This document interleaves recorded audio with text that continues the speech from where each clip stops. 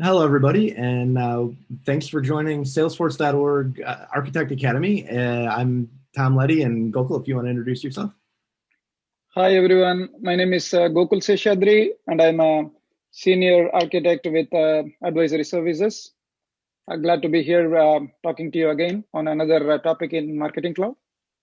Yeah, this is great. This is part of a longer series that we have in Marketing Cloud. Today, we're going to be talking about Sender Authentication Packages, and we'll add also in the related content below links to a number of other sessions that we've done in the past about connecting Marketing Cloud to multiple Salesforce orgs, the order to stand up Salesforce and Marketing Cloud, development, certifications. There's a number of different great presentations we've done in the past on the same topic. So if it's your first one, welcome. And if you've seen any of the other ones previously, thanks. This is another one in the series, like we were saying.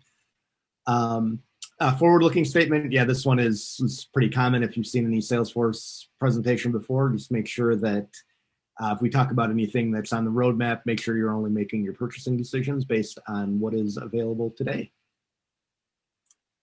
And thank you to everybody for attending Architect Academy. It's been great to watch it grow, and also nice that we've got a regular time slot now. So if you're interested in this type of content, you can tune in every other Wednesday at this time on Trailhead Live. You'll start to see the Architect Academy broadcasts popping up more in the calendar, and you can add them to your own calendar so that you remember to stop by. You can use the permalinks to watch them on demand afterwards, and you can go back, like I said, and see some of our old sessions. So the purpose of Architect Academy is we're trying to increase the success of our .org customers and partners by increasing the number of architects that are in the ecosystem, which, as you know, that's why we talk about some of these concepts that you might see on some of the certification exams.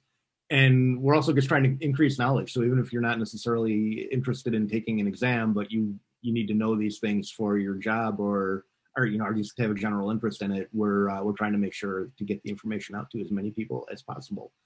And we do this through our in-person and virtual events, some blogs and white papers, and a number of other. There's an Architect Academy group in the Power of Us Hub that you can join for updates, and we'll also be sharing the links to the recordings and presentation materials afterwards. And with that, like I said, I'm Tom Letty. I'm one of the directors of our advisory services, and then Gokul went through your introduction. So I think at that point, we're ready to start jumping into our topic. So what is a Sender Authentication Package is the first thing we're going to be covering. So I will tell you, I used to work for a rival software company that shall remain nameless, but has a name right on here. So it's a funny story. When I came to Salesforce, I kept wondering why people kept talking about a Sender Authentication Package using that specific acronym. And I finally realized that it was something completely different than what I was thinking of. So it's kind of funny there, but we'll kind of dig in, like what are the components of an SAP? What sender reputation, which is really important because if you damage it, it could severely affect your business when communications you send out go into people's spam folders and everything. How a dedicated IP can even help with that.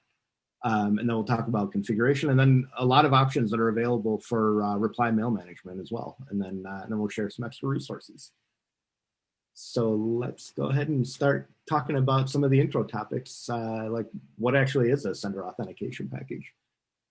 Thanks, Tom. Thanks for the intro.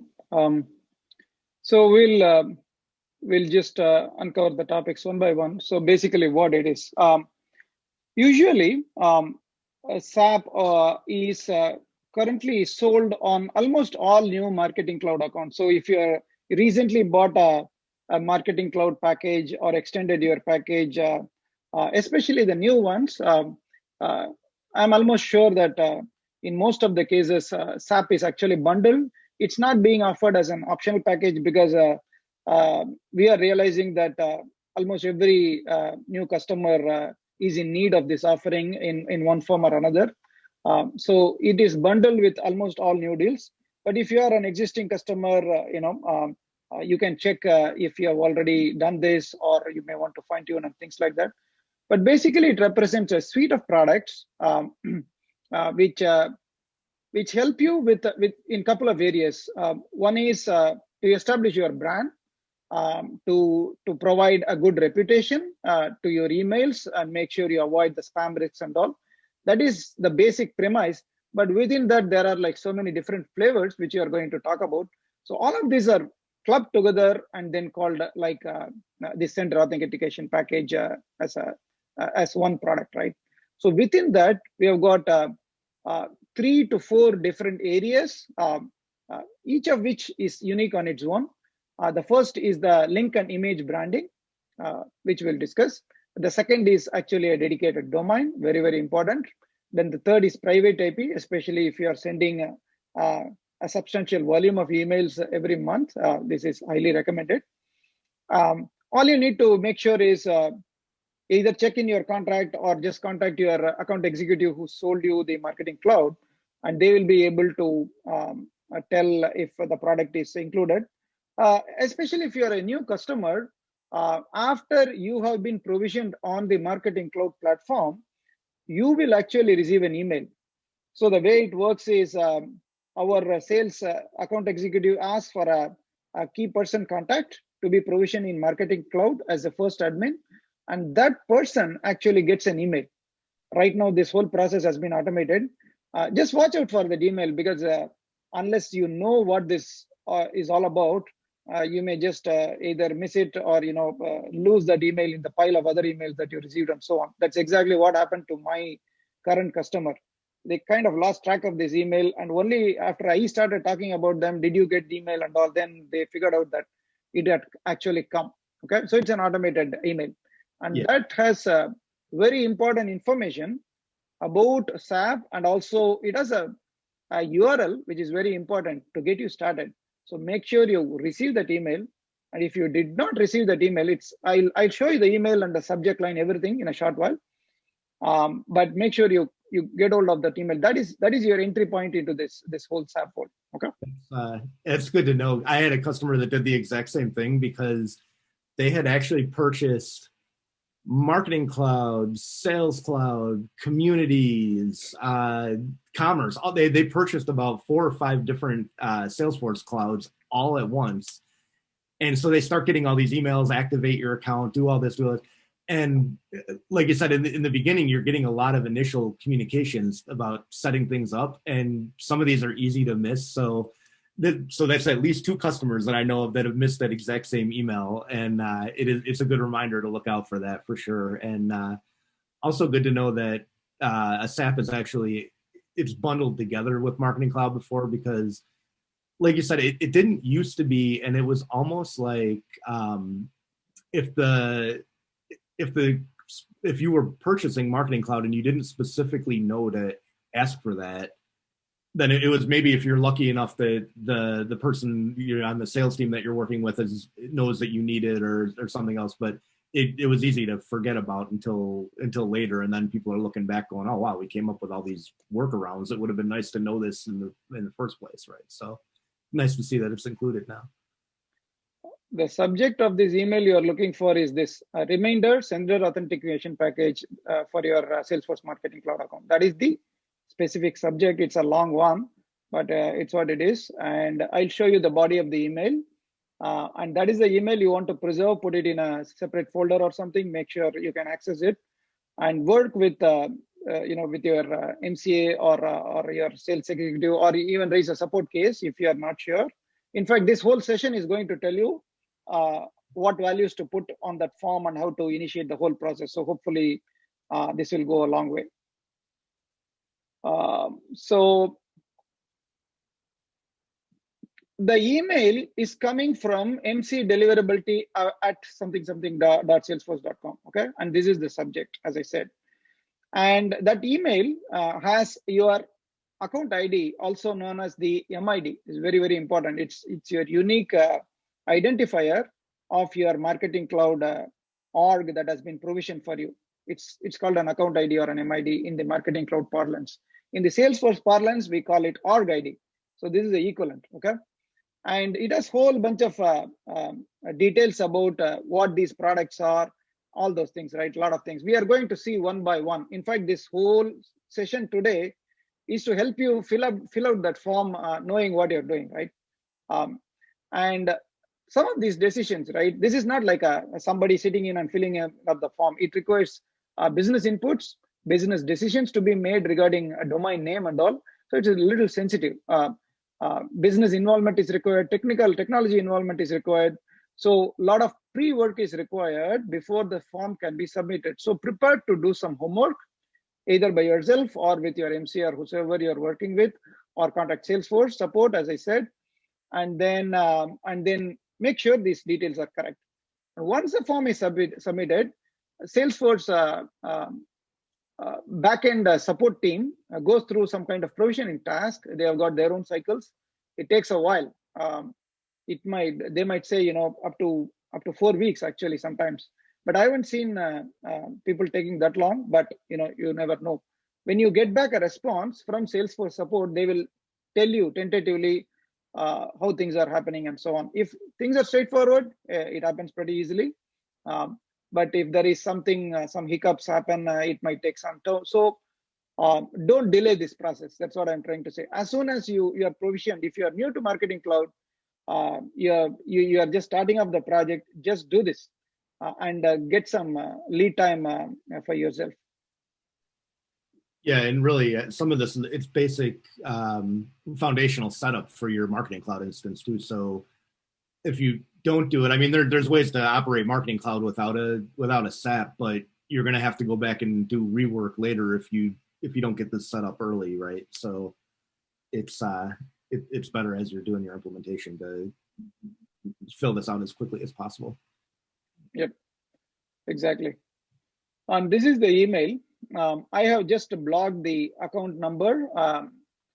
This portion will actually list your account number specifically, but this is actually a copy of the recent email one of my customers received, and you see that it actually tells you very nicely what this is all about and what kind of products are there and so on. It has got some documentation, URLs, and so on. So it's like a pretty long email.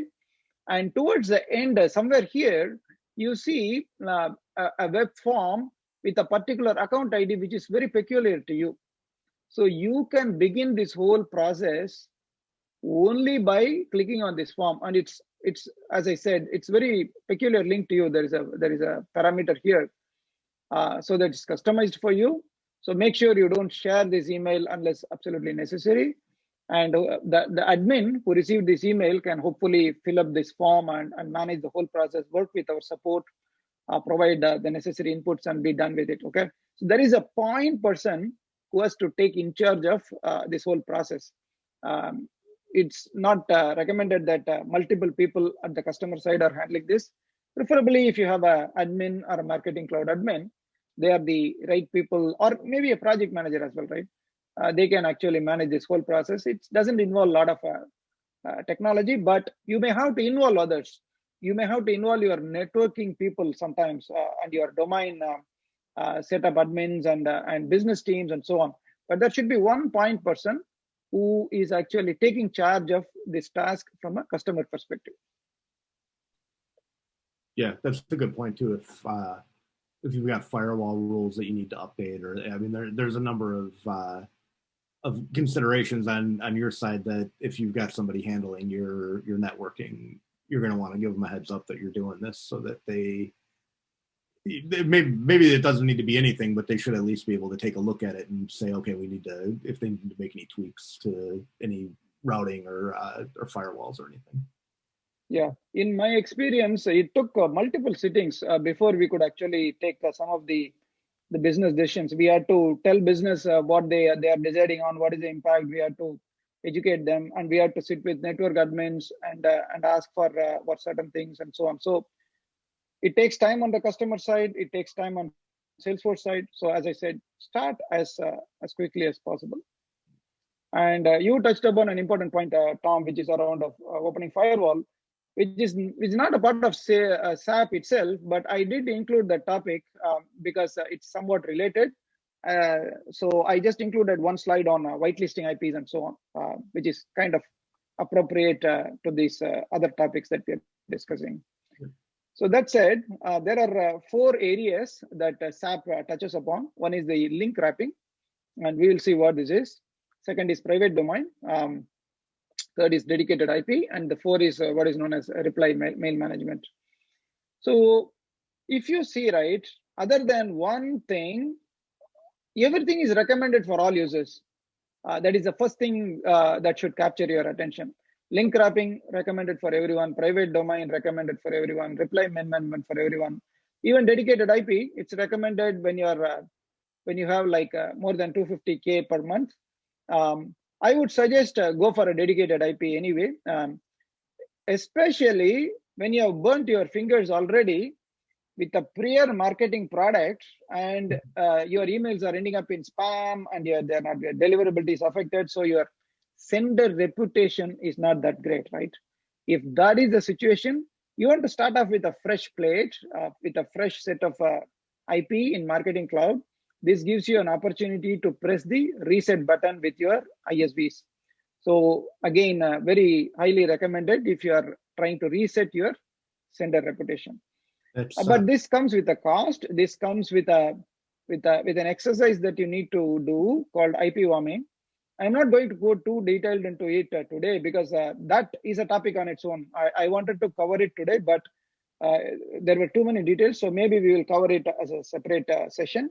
But today we'll just look at it at a high level. But pretty much all 4 of these flavors are recommended for most customers. Dedicated IP you can decide, but as I said, if you have if you want to start off resetting your sender reputation, definitely you have to go for it.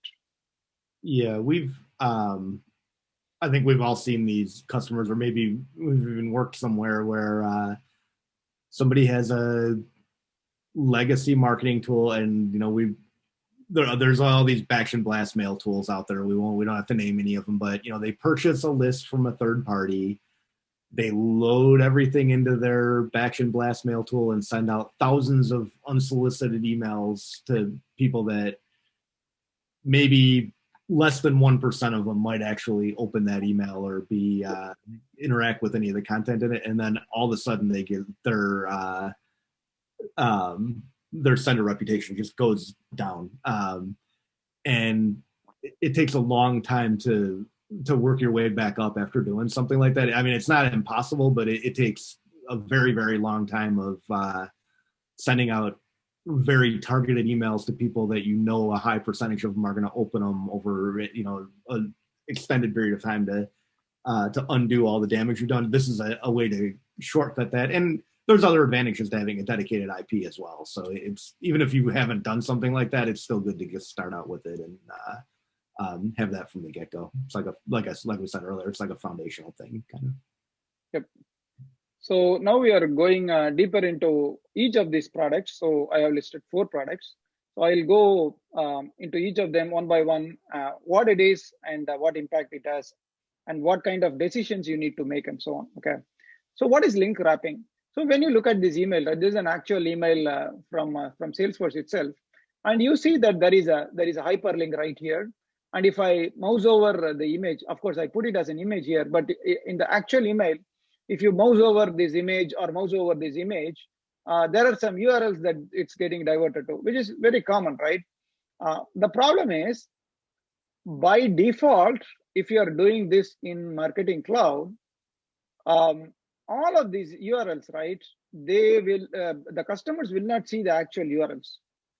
That URL, for example, let's say this is pointing to some on-demand videos or something like that, right? They won't see a Salesforce URL. That URL will be wrapped by a Marketing Cloud URL, which looks very technical and so on.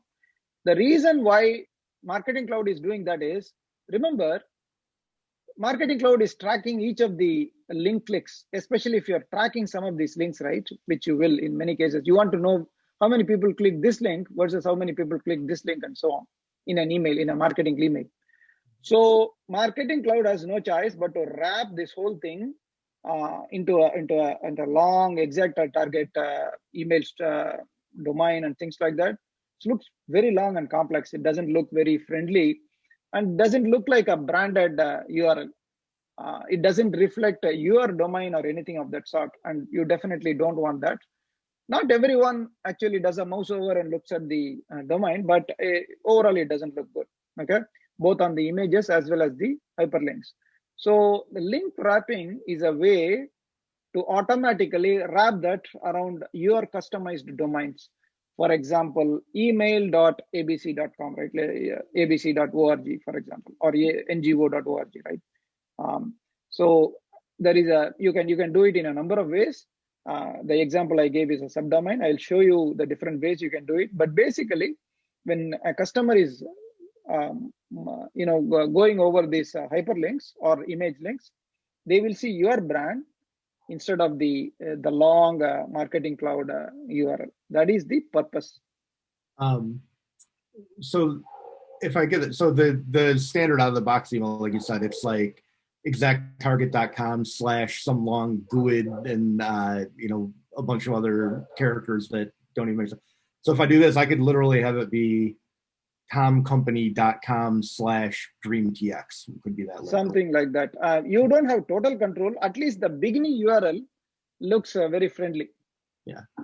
You still cannot control all the strings and all. It will still appear, but it's a lot better than the native out of the box marketing cloud. That's like super duper long and doesn't even look good. And it's not, and it says exact target in the URL. Yeah, exactly. Not even Salesforce. So I've seen it. Yeah, you should absolutely avoid it at all costs, given that your customers don't want to see all these tool names and things like that.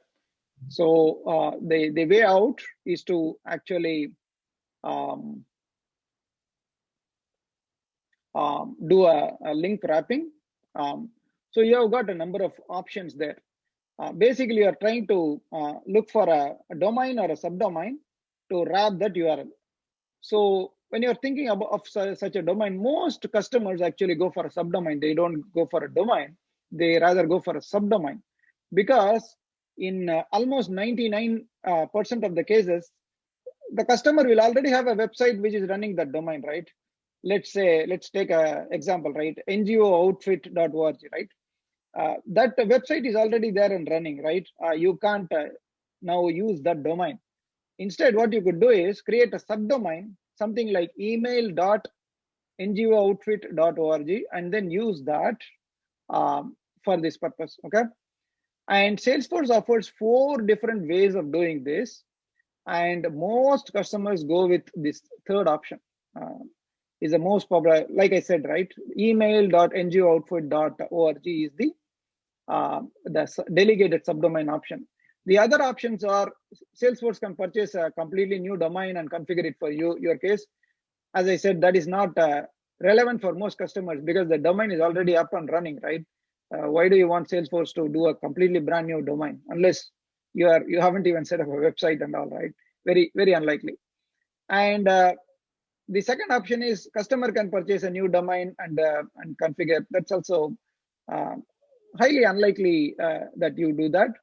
The most customers end up with a delegated subdomain, and I will show you some examples of domains that our customers have used. Okay, some of the most common ones are comms.blabla.org, okay, or email.customername.edu. These are very, very common. One tricky situation is, what if I'm already using this subdomain with my existing tools? Very, very, very classic situation. The problem is, the moment you switch on Marketing Cloud, you may not be able to switch off your existing tool. There will be a transition and all. So you have absolutely no choice but to come out with a new subdomain for Marketing Cloud and go with it.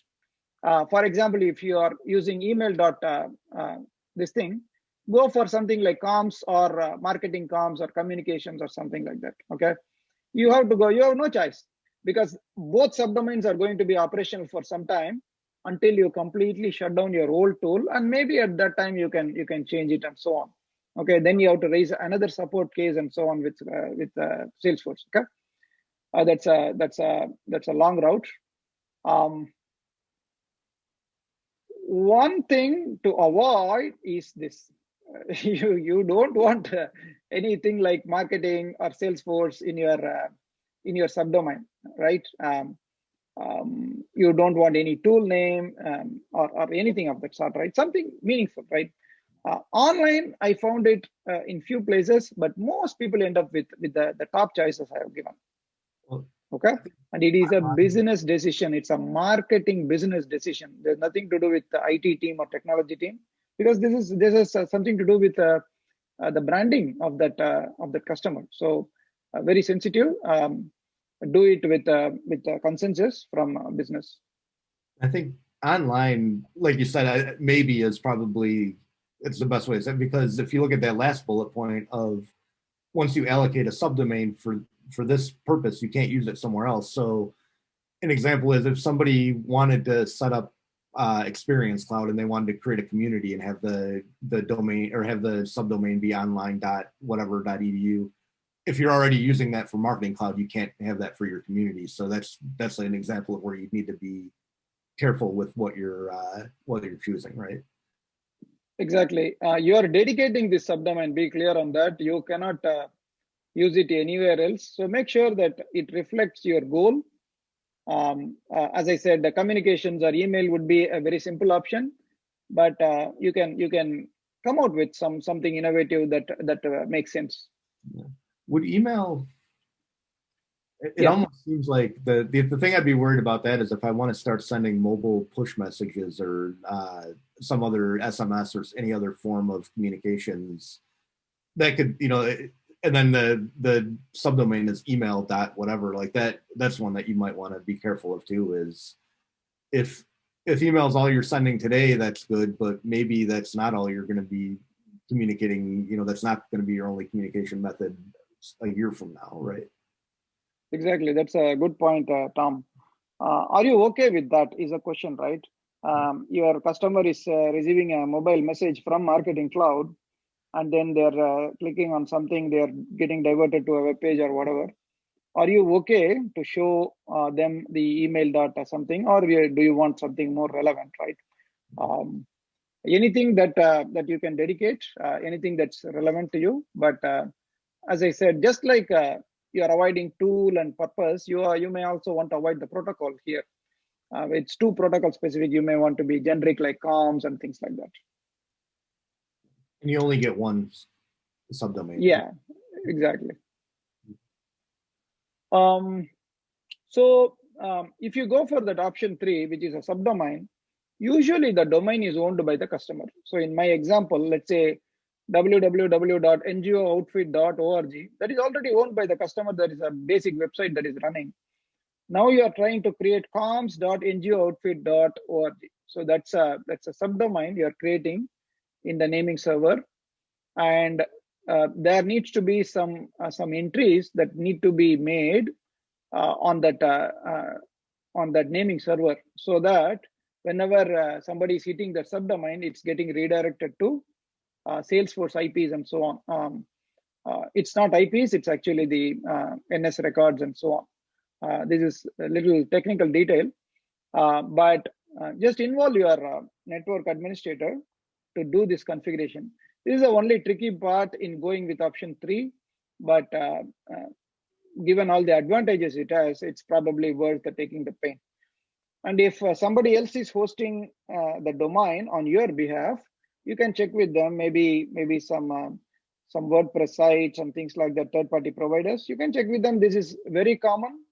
This kind of subdomain creation and redirecting is very, very common. We have done it for a number of customers. You will not be in a position where you say, I can't do this, or your network administrator is saying this cannot be done. Then always you can take the help of Salesforce support. Basically, this is something that network people are well aware of. They always do it. So it should be straightforward, but it does involve a little bit of technical work. And Salesforce will only provide you delegation via NS record option. It won't give you APM or anything more specific, because they can change the underlying IPs at any point of time. So just a little bit there. Now we are moving on to the next topic. which is the sender reputation. Okay. What is happening is when people are sending, especially mass emails, beyond a normal number of emails from a particular IP, the internet service providers, the Yahoos and Googles and Gmails and Hotmails, they are actually tracking all these emails. They want to keep their receivers protected from all these spammers. Like Tom said, somebody buying in a third-party list and just sending out hundreds and thousands of emails. That is exactly what everyone is trying to avoid. So they have put in a lot of intelligence, and that intelligence is being updated every single day, okay, with more and more data coming in.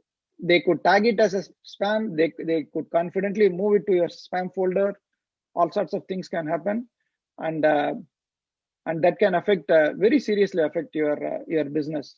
It puts a dent on your entire marketing effort. So you want to make sure you have a good reputation with your ISVs. Whenever they see your IP address, this particular email is coming from your IP, they know who you are, right, from your IP address. And they put some ranking behind the scene for you. And if your ranking is very poor, chances are that whenever you send, even though you change content, right, your overall reputation with that particular ISP is very poor. So chances are that either it will be marked as spam or it will be moved to spam and things like that. So that can completely kill your marketing effort. So that is what sender IP reputation is. Essentially, your IP, not you, right? Not your email address, not your organization entity. These are happening behind the scene by machines. So nobody's looking at, as a business, are you a successful business or not? Nobody knows that. They are just looking at an IP address. So that is who you are for these tools. And what Marketing Cloud offers you is a dedicated private IP. Okay, so what is this, right? By default, you are actually like a shared apartment, right? You're sharing a building with a number of other tenants in Marketing Cloud. That is the default setup. So let's say there are like 10 people in your business complex. All of you guys are having the same IP. So even if your other tenant is actually behaving badly, all of these people are affected because all of them are sharing the same IP. But this is okay if your volume is very less, right? You don't care that much. So this whole ISP problem will come only if your volume is substantial. If it is too low, you don't care. But for higher volumes, you want to have your own private IP, which is like your own identifier. You don't want to have that shared tenant address because you don't want to be penalized for somebody else's mistake. So you want to maintain your, that is what this private IP is all about. And as I said previously, if you have already burnt your fingers with a bad reputation, you want to start off with a fresh plate when you're starting with Marketing Cloud. So there is an option for you to go with a private IP. You identify yourself as someone new, right? And you prove your innocence, right? Say that, people are looking forward to your emails, at least they are not unsubscribing and so on. And slowly you develop your reputation with the ISP so that they don't mark your emails as spam. So that is the context of why you need a private IP. One of the things that's, when you think about sender reputation too, it's actually tracking the number of people who open your emails, the number of people who click on links, the number of people who, if they do manually send your emails to spam or whatever that is, and like you said, it changes almost every day because all the ISPs, they don't want people to learn what their rules are and start gaming the system or anything. But it's having that dedicated IP address also helps because then, assuming you create good enough content that people are going to want to read your communications, then it's like you're only looking at communications that are coming from your IP address to affect your sender reputation, as opposed to the shared IP that you have by default that somebody else could be doing something associated with that IP address, and then suddenly your emails start going to spam. So one of the worst things that can happen is a customer taking your email and putting it in spam folder, or a customer confirming an option box that is put up by the ISP. This email appears to be a spam. Is this a spam? Yes. If the 10 customers are pressing on that yes button, I can assure you that your reputation is going to be severely affected with that provider. Yeah, exactly. So if you have a dedicated IP and good content, that's the other piece of it. Is it's this stuff will all help with the all the plumbing and everything, but you also have to create good content, and that's its own separate topic too. But assuming you have those two things, then you've got a pretty good chance of keeping your reputation high. And your target audience, right? You can't simply email someone unless they have expressed some kind of interest or anything, right? Or consent, whatever, right? And then you want to start off with the right note. Yep. So that is the private IP. And in terms of Salesforce setup, there is nothing much. You just ask for a private IP, and then the backend team sets up the dedicated IP for you, and that's it. It's a one-time setup, and then you're done with it. There is usually no reason to change that or do anything with it. It's a one-time setup, and just do the maintain the basic sanity checks, and you should be good there. There is nothing complex here. A related topic, which actually Tom mentioned earlier, is IP whitelisting. This is not a part of SAP really, but you should know that there are select IP addresses that you should whitelist within your firewall and things like that. And the interesting bit is, if you're using a private IP, you should include that private IP as well as a part of that whitelisting. Okay, and there are a bunch of domains that need to be whitelisted as well. This is a part of a basic marketing cloud setup, and I thought it will be relevant to just talk about it in this context. Okay, this is pretty straightforward. A topic related to this private IP, but which we will hopefully cover in a future session, is this. It's called IP warming. So once a private IP is allocated to you, you don't want to bombard your customers with hundreds and thousands of emails. As I said, you want to build your reputation. You want to show the ISVs that your content is genuine and that your customers are not considering this as spam. You want to prove that, and you want to start off very slow. So there is a recommended progression that is provided by Salesforce. It's a slow ramp up. So you start with 1/4 of your target volume. Let's say you've got like you are sending let's say 300K emails per month, right? That is your target volume, right? That's your max target volume. What you want to do is you want to lay down a complete plan and start doing very slow, right? Like 1/4 of your emails during the first week. There is a recommended progression here, a recommended cadence in Salesforce documentation, which actually says how you should slice it and so on. But what I have seen is, I will talk about this hopefully in a different session, but basically you divide that into 1/4 and you actually vary the content.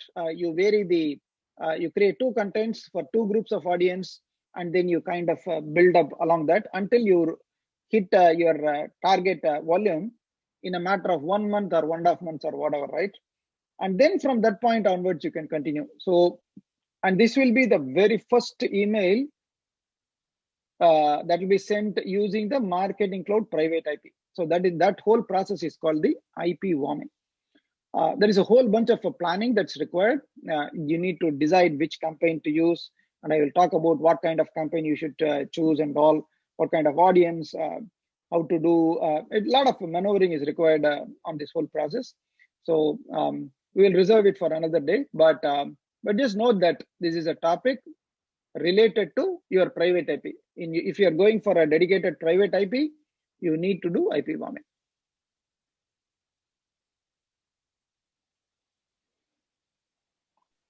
The last topic that we'll discuss today is something called reply mail management. It's pretty straightforward. Nobody expects customers to respond to a marketing email. In fact, in many situations, you say that either in the email address or in the sender name, do not reply at something, right? So the customers generally don't reply, but some people end up replying, either because of their usual practice of just reply all and things like that, right? And unfortunately, those are some of your genuine customers. There could be some serious queries. They might ask to be unsubscribed from this list and all those things, different flavors. If you don't handle this properly, this might end up in a black box and nobody will attend to it, and that's not good.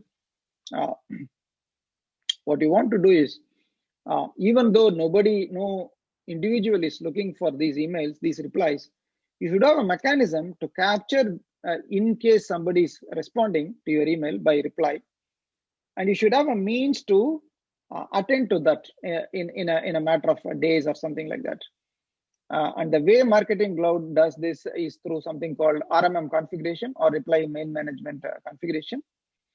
I will not go into the actual configuration details. That's probably not necessary. But the way the whole cycle works is this. I think this is from the Salesforce documentation. You are on the left-hand side, and the subscriber is on the right-hand side. So you're sending an email to subscriber. Subscriber responds to your marketing email. He's not supposed to respond, but he's responding. And then the RMM configuration, there is an email inbox that receives that email, and then it decides to route it to the right person. So this is an automated process. And whosoever that person who is attending to this, who received this email, they start communicating with the subscriber directly. So for example, Joe, who is from the marketing department, is sending an email to Jack, and Jack is actually responding to that marketing email. Reply mail management will take it to some inbox, and through that inbox, it will reach Joe. And now Joe will directly confirm to Jack about his query, if he wants to unsubscribe, or if he needs some questions to be answered, blah, blah, whatever, right? That's a private exchange of emails between these two individuals. But RMM plays a role right at the beginning. You don't want to expose this individual's email inbox to this gentleman.